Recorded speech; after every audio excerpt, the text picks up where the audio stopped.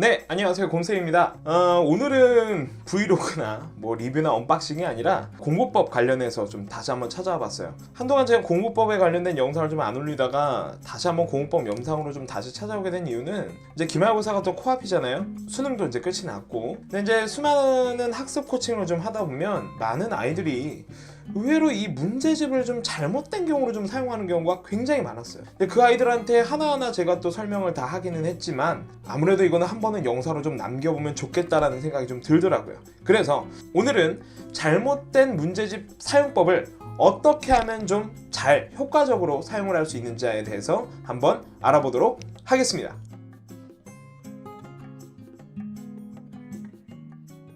자, 먼저 본인들이 한번 요런 상황인지 한번 점검을 좀 해봤으면 좋겠어요. 일단 기본적으로 문제집을 잘못된 방법으로 사용하는 친구들이 굉장히 좀 많은데 그 첫 번째 유형이 바로 문제만 푸는 경우에요. 문제만. 시중에 여러 가지 많은 교재들이 있죠. 과목별로 물론 상이한 특징이 좀 있지만 큰 부류로 나누면 교재는 크게 개념서와 문제집으로 나눌 수 있습니다. 개념서는 말 그대로 개념이 주된 컨텐츠예요. 뭐 보면은 개념 페이지가 한 대여섯 페이지 정도 됩니다. 뭐 거기에 이제 뒤에 필수형 문제라던가 뭔가 그 학습한 개념을 좀 연습해 볼 수 있게끔 짤막짤막하게 좀 난이도가 낮은 문제들로 구성이 되어 있고요. 그 뒤로 좀 더 넘어가 보면 뭐 연습할 수 있게끔 문제 페이지로 할애를 해둔 곳이 있어요. 개념서는 보통 그런 식으로 구성이 되어 있고, 문제집은요 보통 개념에 대한 페이지가 아예 안 나와 있지는 않습니다. 한 페이지 정도 딱 나와 있고 그 뒤에는 진짜 문제들로만 가득해요. 이런 게 문제집이에요. 근데 보통 개념서는 교과서로도 대체가 가능한 편이긴 한데 대부분의 아이들이 이런 교과서는 보지 않고 문제집만 많이 봐요. 문제집만. 아니면 개념서를 갖고 있어도 개념을 잘 안 봐요. 그러니까 뭐 그냥 문제만 드립다 푸는 거예요. 문제만. 그러니까 문제 풀이 기계가 되는 거죠. 한마디로. 근데 이제 보통 그런 친구들이 있어요. 선생님, 제가 문제만 풀었더니 성적이 좀 올랐는데요? 근데 이런 경우는요, 어떤 경우냐면 크게 두 가지로 좀 나눠볼 수가 있지 않을까 싶어요. 첫 번째는 저학년인 경우입니다. 특히 이런 이런 잘못된 공부 방법을 익히는 때가 바로 언제냐면 중학교 때예요. 중학교 때 이제 많은 선생님들이나 많은 어머님들, 그런 분들께서 얘기를 하시죠. 문제 많이 풀어라.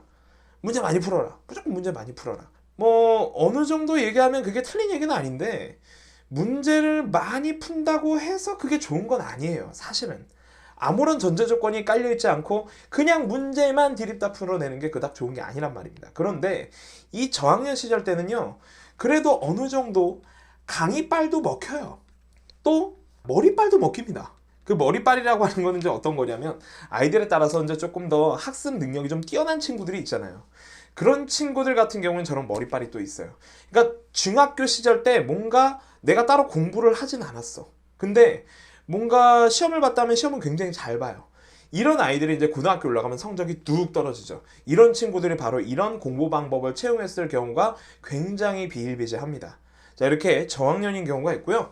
고학년이더라도 상대적으로 본인의 시험 문제가 조금 난이도가 많이 낮은 경우예요. 근데 사실 이번 같은 경우는 그닥 많이 제가 보진 못했습니다. 정말 예외적으로 몇 명 정도 제가 보긴 했었는데 저런 친구들은 그냥 이제 여러 가지 많은 문제들을 좀 풀게 해줘서 그냥 내신만 조금 더 많이 좀 집중을 시키는 편이 오히려 전략적일 수 있어요. 근데 보통 아이들은 저런 1번 경우가 굉장히 많아요. 저학년 때 어느 정도 머리빨 강의빨로 이미 먹힌 거야. 저학년 때는 이 정도에서 성적이 나왔으니까 근데 이게 고등학교로 올라가 보니까 이 성적이 잘 안 나오거든요. 왜? 공부량이 많아져요. 한 과목당 익혀야 되는 개념수도 많아져요. 문제만 풀어서는 정체나 하락밖에는 이어지지 않는다라는 겁니다.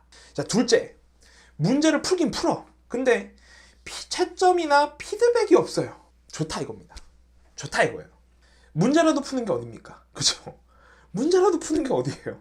근데 기왕 공부할 거면 효과가 있어야 되지 않겠습니까? 문제는 문제만 푼다는 거예요. 문제만. 자, 우리가 문제를 푸는 이유가 뭡니까? 제가 이전 학습 영상에서 제가 문제를 푸는 행위라고 하는 거에 대해서 제가 짤막하게 얘기를 했었나? 했었던 것 같아요. 모르겠어요. 문제를 푸는 행위는 자기가 알고 있는 개념에 대한 적용이나 점검 아니면 익히기예요. 내가 문제를 푸는 행위를 통해서 뭔가 공부라는 효과를 얻고 싶다면 이 문제를 푸는 행위에 대한 목적을 잘 이해를 하고 계셔야 돼요. 다시 얘기할게요. 문제를 푸는 행위는 첫 번째, 자기가 알고 있는 개념에 대한 적용이에요. 그리고 자기가 진짜 알고 있는지를 점검해보는 행위입니다. 아니면 내가 이런 문제풀이를 여러 번 해서 제가 익히는 과정이에요. 이거예요. 이 세 가지. 근데 제가 이 얘기를 2번씩이나 반복을 하면서 전제 조건에 하나 붙었었죠. 바로 이 문제를 풀기 전에는 뭐가 전제가 돼야 돼요? 바로 개념이라는 게 전제가 돼야 된다는 겁니다. 개념의 전제성을 제가 이야기를 했잖아요. 근데 뭐 개념의 전제성에 대한 이야기는 제가 그 전에 앞에서 이미 했으니까 그 전에 공법 영상 보시면 있습니다. 제 링크 달아놓은 거 보시면 있어요. 그러니까 이번에는 제가 좀 다른 이야기를 좀 해볼 건데요. 점검이나 그 익히기 이런 거에 제가 한번 포인트를 한번 좀 맞춰볼게요. 채점을 안 하면 어떻게 되겠습니까? 피드백을 안 하면 어떻게 될까요? 문제를 푼 시간 그 자체가 통째로 의미가 없게 돼요. 통째로. 왜? 뭐가 틀렸고 뭐가 맞은지에 대한 점검이나 익힘이 하나도 안 들어가잖아요. 그냥 문제 풀어놓고 애따 모르겠다 한 거랑 똑같습니다. 중학교 2학년 학생이 지금 딱 자기가 숙제했다고 해서 저한테 보내준 겁니다. 자, 보세요. 채점이 하나도 안 돼 있어요. 지금 이 교재는요, 답지가 있는 교재거든요. 학생한테 확인했습니다. 답지 있니? 라고 물어보니까 답지가 있답니다. 그러니까 이제 어른들이나 여타 다른 학습법들을 통해서 많은 잘못된 학습 방법을 익혀온 거예요. 답지는 절대 보면 안 된다. 막 답지를 부모님이 뺏어 가시죠.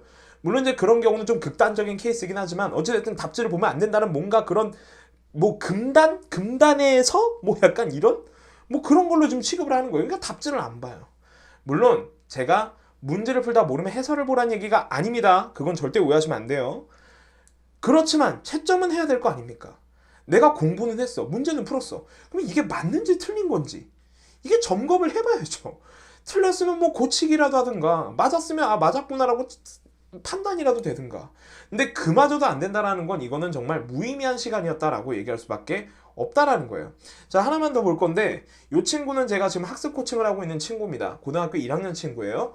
영어 영역을 공부했다라고 하고 저한테 모의고사 시험지를 찍어서 보냈는데 역시나 보세요. 채점이 하나도 안 돼 있어요.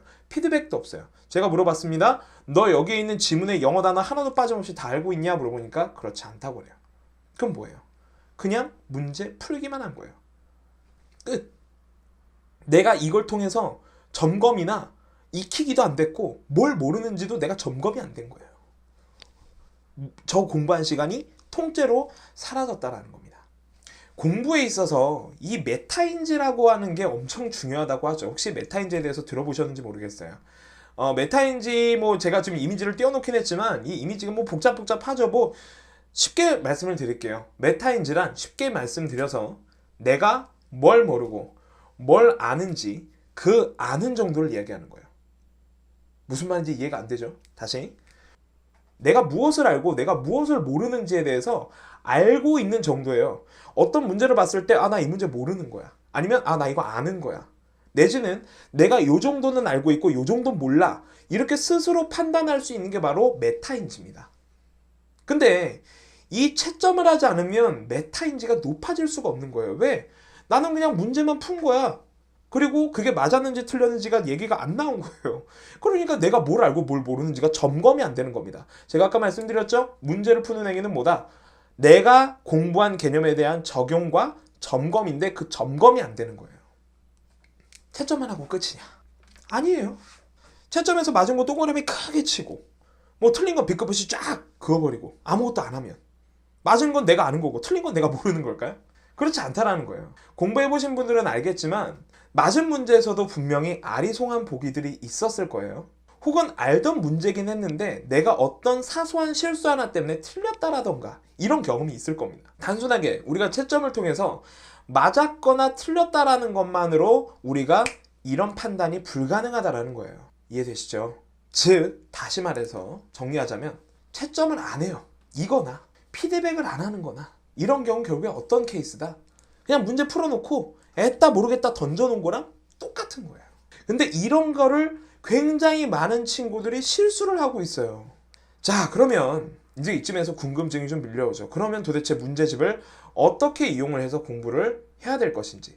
근데 지금 제가 이미 얘기하면서 답이 다 나왔습니다. 자, 같이 한번 볼게요. 자, 첫째, 문제집을 먼저 보기보다 아니면 개념서에서 문제만 디립다 돌진하기보다는 먼저 뭐부터? 개념부터. 결국엔 또 개념부터 강조를 하게 되네요. 자, 어떤 교재를 샀다 하면 애들이 바로 개념을 막 건너뛰어요. 그리고 문제풀이부터 직행을 하는 친구들이 있습니다. 거의 불도저 같은 친구들이죠. 그러지 좀 마세요. 제발 좀. 물론 과학이나 사회 과목 같은 그런 탐구 과목 같은 경우에는 문제와 개념을 번갈아 가면서 보면서 중요한 개념과 중요하지 않은 개념을 분별하는 과정도 있기는 해요. 뭐 이런 거는 이제 뭐 학생별로 또 공부법에 대한 차이가 있을 수 있으니까. 하지만 결국에 이 제가 말씀드린 방법도 개념 공부가 목적이라는 거죠. 내가 문제를 통해서 이 수많은 개념들 중에 어떤 개념이 중요한지를 분별해내겠다는 거예요. 그러면 내가 그 분별해낸 개념을 어떻게 하겠다? 결국에 학습을 하겠다는 얘기죠. 내가 개념 공부를 위해 이 문제를 활용을 하는 거예요. 그리고 나중에는 다시 그 개념 익힌 걸 또 어떻게 하겠어요? 문제풀이에 또 적용을 해야겠죠. 결국에 이것도 역시나 개념 공부를 목적으로 하고 있는 겁니다. 그러니까 어떤 개념이 중요한지를 문제를 이용해서 선별하겠다는 의도인 거예요. 꼭 개념 공부부터 먼저 하셔야 할 거예요. 개념 공부부터 먼저입니다. 다시 개념 공부부터 먼저입니다. 자, 둘째. 이제 여기에 대해서 제가 좀 할 얘기가 조금 많아요. 자, 개념을 다 익힌 상태에서 이제 문제를 풀었다 쳐요. 자, 문제집을 통해서 제가 공부를 하고자 한다면 반드시 채점 후에 꼭 피드백을 하시기 바랍니다. 자, 제가 학생들한테 주로 이야기하는 채점 시스템, 뭐 시스템이라고 얘기하면 조금 거창하고 채점을 할 때 하는 이 방법, 애들이 또 채점도 좀 영리하게 잘 못하는 친구들이 좀 많아요. 그래서 채점을 하는 방법을 좀 알려주는데, 자, 제가 또 그것에 대해서 좀 알려드리도록 할게요. 자, 먼저 채점이라고 하는 거 첫 번째 1회차 문제를 풀 거예요. 문제를 풀겠죠? 그럼 문제를 풀고 나서는 채점을 합니다. 그럼 당연히 이제 맞은 문제와 틀린 문제가 있을 거예요.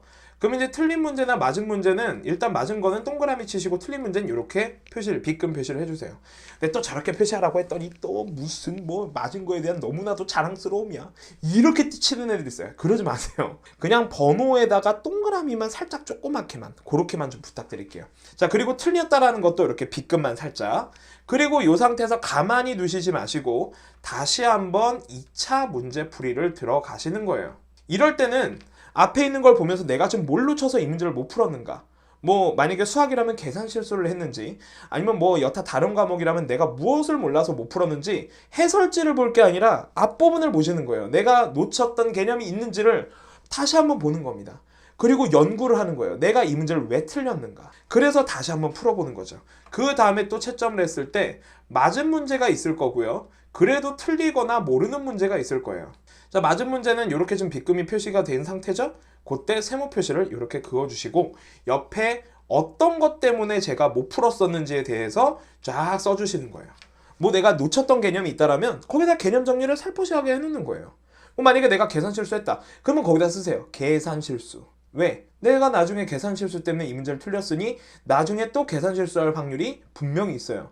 그러면 꼭 다시 한번 풀어보게 될 표시가 되겠죠. 어쨌든 저런 식으로 본인이 또 노트 정리 겸 그 문제에다가 정리를 하시는 거예요. 근데 만약에 내가 그것도 틀렸다, 아직도 모르겠다 하시면 이 상태에서 별표를 치신 다음에 담당 선생님이나 뭐 학원이면 학원, 뭐 과외면 과외, 뭐 아니면 학교에 있는 선생님이든 질문을 하시면 되는 거예요. 선생님들 좀 적극적으로 좀 활용 좀 해주세요. 선생님들이 그냥 앞에서 맨날 침 튀기면서 떠드시는 분들이 아니에요. 여러분들이 질문을 갖고 오면 귀찮아하실 분들이 전혀 아닙니다. 다 질문하세요. 모르시는 거 있으면 질문하세요. 단 저렇게 하신 뒤에 충분히 자기가 할 수 있는 한 최대한 다 하고 최선을 다하고 모르는 걸 갖고 가시는 거예요. 그러면 이렇게 했을 때 메타인지가 향상이 되는 거예요. 일단 기본적으로 맞은 문제도 근데 점검을 꼭 해보셔야 됩니다. 제가 아까 말씀드렸죠? 알고 있는 문제는 정확하게 모든 문제를 다 해설할 줄 알아야 돼요. 맞았다라고만 해서 그 문제를 내가 아는 게 아닙니다. 내가 이 안에서 이게 왜 이렇게 답이 되는지를 명확하게 설명할 수 있어야 돼요. 한 문제를 풀어도 그 안에 모든 지문과 보기를 내가 알고 이해했는지, 그리고 이 답이 왜 이런 답으로 나오게 됐는지, 그리고 내가 작성한 오답은 어떤 부분에 있어서 문제가 이렇게 오답이 나왔는지, 그리고 이걸 어떻게 해서 정답으로 바꿀 수 있었는지, 이렇게 하면 메타인지가 향상이 안 될 수가 없어요. 그리고 별표 표시되어 있던 거는 내가 몰랐던 문제니까 선생님들께서 그런 거에 대해서 해설을 해주셨다면 그걸 반드시 본인이 꼭 스스로 다시 한번 풀어보셔야 돼요. 왜? 이거 별표 치는 거 선생님의 설명 듣고 아, 나 그러면 이거 아는구나. 아니에요. 아는 게 아닙니다. 진짜로 본인이 알게 된 거라면 다시 한번 푸셔서 스스로 풀어볼 줄 알아야 되고 스스로 그거에 대해서 설명할 줄 알아야 됩니다. 그래서 이렇게 채점을 해주시면 나중에 문제집을 봤을 때 아, 내가 어떤 걸 알고 어떤 걸 몰랐구나. 내가 어떤 걸 조금 더 익혀야 되겠구나. 조금 더 연습을 해야 되겠구나가 각이 나오는 것이죠. 자, 이게 피드백이에요. 채점을 한다고 해서 끝나는 게 아니라 맞은 문제도 점검해 보시면서 그리고 틀렸던 문제는 다시 한번 풀어보면서 왜 틀렸는지를 개념을 보면서 그리고 세모 표시하시고 왜 틀렸는지 그 옆에다 쓰시는 거예요. 몰랐던 거는 별표 치시고 꼭 질문하시고 그 질문한 거는 다시 한번 본인이 풀어보고 본인이 풀었어. 그러면 이제 어떤 개념에 대해서 몰랐다면 여기다 또 쓰는 거예요. 그러면 문제집에서도 학원을 다니지 않아도 문제집이 필기가 가득해야 돼요. 사실은. 그냥 문제 풀고 동그라미 빗금 표시만 땡인 문제집이 아니라 문제 하나하나마다 옆에다가 본인이 막 써놓은 여러 가지 뭐 개념 정리라던가 피드백을 써놓은 그 내용들이 정말 많아야 된다라는 겁니다. 자, 이렇게 하다 보면요. 불과 4쪽에서 5쪽에 불과한 문제풀이라고 하더라도 엄청난 학습 효과를 얻을 수 있어요. 그리고 이런 문제풀이를 몇 번 계속해서 똑같은 내용 반복하면 게임 끝인 거지. 그래서 마지막으로 결론을 좀 정리하자면 첫째, 뭐 어떻게 해라? 개념부터 먼저 공부해라. 문제를 먼저 들여다보기 전에 내가 먼저 개념 학습부터 무조건 잘 해놓으셔야 돼요. 개념 학습부터 하지 않고 문제만 들여다보게 되면 그 문제들은 고스란히 버리게 된 문제가 됩니다. 둘째, 문제를 풀고 채점하고 피드백까지 꼭 해라. 채점만 해서 끝나는 게 아니에요. 맞았다고 해서 내가 그거 아는 거 아니라고 쌤이 얘기했었죠? 동그라미 쳤다고 하더라도 그 동그라미 친 문제 안에서도 내가 알고 있는지 모르고 있는지 보기에 대해서 만약에 뭐 옳은 것을 고르라라고 하면 나머지 4개 문항은 옳지 않은 거잖아요. 그러면 그게 왜 옳지 않은지 스스로 교정할 수 있어야 된다 그 얘기예요. 그렇게 다 교정해 볼 수 있는지 내가 이걸 다 설명할 수 있는지 그것도 다 점검하라는 얘기입니다. 그리고 채점하실 때 먼저 동그라미 빗금 근데 그 빗금 친 걸 다시 풀어보고 맞은 거는 세모 그리고 그거에 왜 틀렸는지 내가 개념을 놓쳤다면 그 놓친 개념에 대해서 정리 한번 하시는 거예요. 만약에 계산 실수라면 계산 실수 뭐 공식을 내가 몰랐다고 하면 공식을 거기 옆에다 쓰시면서 다시 한번 학습을 하시는 거죠. 그리고 이제 몰랐던 별표는 반드시 꼭 선생님께 질문하기. 그리고 질문한 다음에 어떻게 해라? 질문하고 끝이에요? 질문하고 선생님이 알려주면 오 됐다 끝인가? 내가 아는 건가? 아니라 그랬죠? 반드시 본인이 문제를 꼭 다시 풀어보셔서 본인 것으로 만드시라는 것 잊지 마시기 바랍니다. 자, 그래서 짤막하게나마 이렇게 좀 공부법에 대해서 문제집 공부법에 대해서 이제 얘기를 좀 했는데 제가 계속 얘기 드리지만 학습 방법이라고 하는 건 정답이 없어요. 여러 가지 많은 시도를 하면서 나한테 맞는 학습 방법을 찾아가시는 거예요. 그렇기 때문에 이런 영상은 본인한테 한번 점검 내지는 참고용으로 한번 활용해 보시고 다시 한번 내가 이런 공부 방법을 혹시 잘못되게 하고 있었지는 않았는지 그러면 내가 한번 이렇게도 해볼까 하면서 시도해보는 그런 과정도 굉장히 중요할 거라 생각됩니다. 자, 지금 11월 중순 거의 이제 말로 지금 다가가고 있어요. 이제 기말고사는 보통 한 이제 한 달 정도 남은 상황이죠. 오, 벌써 한 달 전이야. 자, 기말고사 한 달 전 남은 상황에서 이제 우리가 좀 더 스퍼트 있게 좀 더 달려야 될 때인 것 같아요. 한 달간 공부하면서 쌤이 알려드린 이런 공부 방법을 한번 취해 보셨으면 좋겠습니다. 자, 마지막 기말고사까지 열심히 달려보시기를 기원하면서 저는 여기서 인사드리겠습니다. 수고했어요. 뿅!